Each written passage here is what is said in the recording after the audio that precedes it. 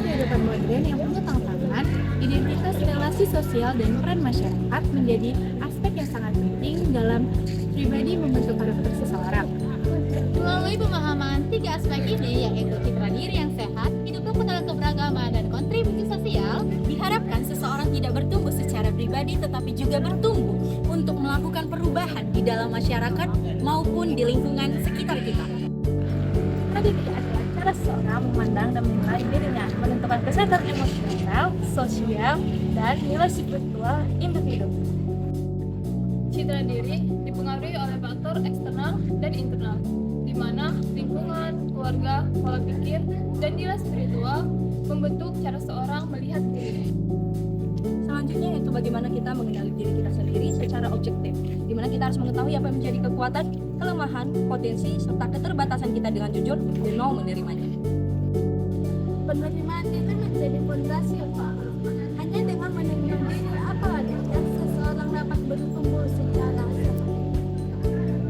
Melihat diri sebagaimana Tuhan memandang dan menyadari diri sebagai pribadi yang berharga dan dikasih Tuhan dan membantu memberikan kebaikan.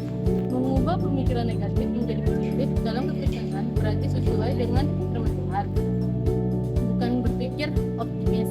Pola pikir ini mengubah kita menjadi lebih baik dan berharga di mata Tuhan. Selain itu, berpikir positif yang berdasarkan firman Tuhan membuat kita lebih percaya diri, optimis, dan menjalani penuh harapan dalam hidup. Lingkungan yang mendukung untuk pentingnya citra diri, memilih teman yang membangun dan menjauhi lingkungan yang toksik untuk kesehatan diri. Menetapkan tujuan hidup yang jelas, membantu membiayai dan makna pada setiap langkah, memperkuat citra diri, serta mendorong konsistensi dalam upaya mencapai kehidupan yang lebih jelas dan bermakna. Wah, banyak sekali bukan pembentukan citra diri yang sehat. Nah, sekarang semuanya itu akan saling berkaitan dengan penerapannya di lingkungan masyarakat, seperti pluralisme, toleransi, dan kerukunan. Perbedaan agama memiliki konsep keselamatan yang berbeda. Menurut Bruder, konsep keselamatan di setiap agama pasti berbeda-beda dan tidak sama. Pluralisme bukan berarti intoleransi. Kekristenan mengajarkan untuk kesetiaan dan kebenaran individu tetap dalam kasih dan kebenaran hati.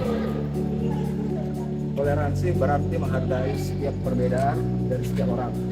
Dalam Kristen kita diajarkan untuk menghargai sesama tanpa membeda-bedakan. Yesus menjadi teladan toleransi dan penerimaan. Dia berinteraksi dengan orang asing, berdosa, dan ditolak masyarakat. Agama berperan penting untuk menciptakan kerukunan. Di dalam kekristenan, pemimpin harus memimpin dengan kasih dan sikap melayani seperti Kristus. Nah, kan banyak banget tuh bentuk pluralisme, toleransi, dan kerukunan. Nah, kita sebagai umat Kristen tentunya perlunya kontribusi terkait dengan itu semua kan. Apalagi kontribusi kita sebagai Kristen di dalam masyarakat kan. Kontribusi diwujudkan di berbagai bidang kehidupan, seperti politik, pendidikan, seni, keluarga, pelayanan, dan juga pemberdayaan kaum miskin. Pelayanan bagi orang miskin adalah bagian penting dari iman, meneladani kasih Kristus dan membawa keadilan sosial.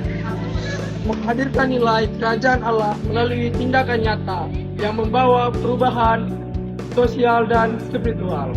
Kesimpulannya yaitu citra diri yang benar menjadikan seseorang untuk menerima dirinya dengan benar dan melihat dirinya sebagai ciptaan Tuhan yang berharga. Meskipun orang Kristen berpendapat bahwa dia merupakan iman yang satu, hal ini tidak memungkinkan untuk orang percaya menghidupi keberagaman ataupun toleransi. Dengan demikian, semua orang Kristen akan selalu menghormati keberagaman. Di mana orang percaya dipanggil untuk melakukan aspek positif melalui masyarakat dengan tindakan kita yang merupakan bentuk konkret di mana tugas mereka sebagai garda terang. Hi vlog, welcome to my guys. Shout down.